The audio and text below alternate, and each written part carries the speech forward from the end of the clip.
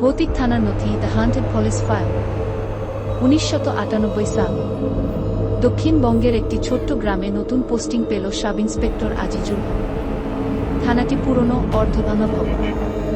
লোককথায় শোনা যায় ব্রিটিশ আমলে এটি ছিল ফাঁসির ঘর। আজিজুল হক এসব কুসংস্কারে বিশ্বাস করেন না। প্রথম রাতেই থানায় অদ্ভুত কিছু ঘটে।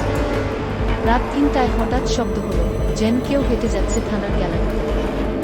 আজিজুল দরজা খুলে বাইরে তাকালেন, কেউ নেই, অথচ মেঝেতে ভেজা পায়ের ছাপ। পরদিন অফিস ঘাটতে ঘাটতে একটি পুরনো ফাইল পেলেন। তারিখ 1943। কেস আত্মহত্যা মামলা করেন। অভিযুক্ত অজ্ঞাত। মৃত ব্যক্তি এক কিশোর, যাকে থানার কাছে ঝুলন্ত অবস্থায় পাওয়া গিয়েছিল।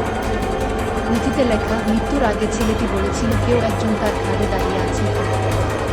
রাত বাড়ার সাথে সাথে অদ্ভুত কান পায়।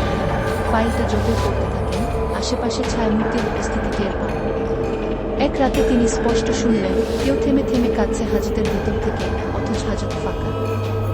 তৃতীয় রাতে আজিজুল হক সিদ্ধান্ত নিলেন পুরো থানাটা ঘুরে দেখবেন। হাজতের সামনে দাঁড়িয়ে হঠাৎ দরজা বন্ধ হয়ে যায়। ভিতরে তালা। অন্ধকারে কেবল এক কিশোরের কণ্ঠ। আপনারা বিশ্বাস করেনি স্যার, এখন আপনি দেখবেন। হঠাৎ আলো জ্বলে ওঠে। দেয়ালে ছেলেটির রক্তে লেখা, আমি এখনো মুক্তি পাই না। আজিজুল হক সিদ্ধান্ত নেন পুরনো মামলাটি আবার খুলবেন। খোঁজ নিয়ে জানতে পারেন ছেলেটিকে ভুল করে চোর ভেবে ধরেছিল পুলিশ, আর নির্যাতনের এক পর্যায়ে সে মারা যায়। কেউ শাস্তি পায় না। আজিজুল হক পত্রিকায় ঘটনার সত্য প্রকাশ করেন।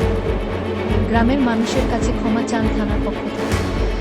কদিন পর সেই কিশোরের আত্মীয় এসে থানার সামনে একটি দ্বীপ জ্বালিয়ে বলেন, তুমি এখন মুক্ত, আমরা সত্য জানি গু।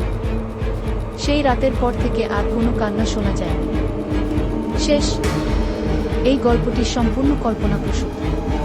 বাস্তব কোনো চরিত্র বা ঘটনার সাথে মিল পেলে তা কাটবে।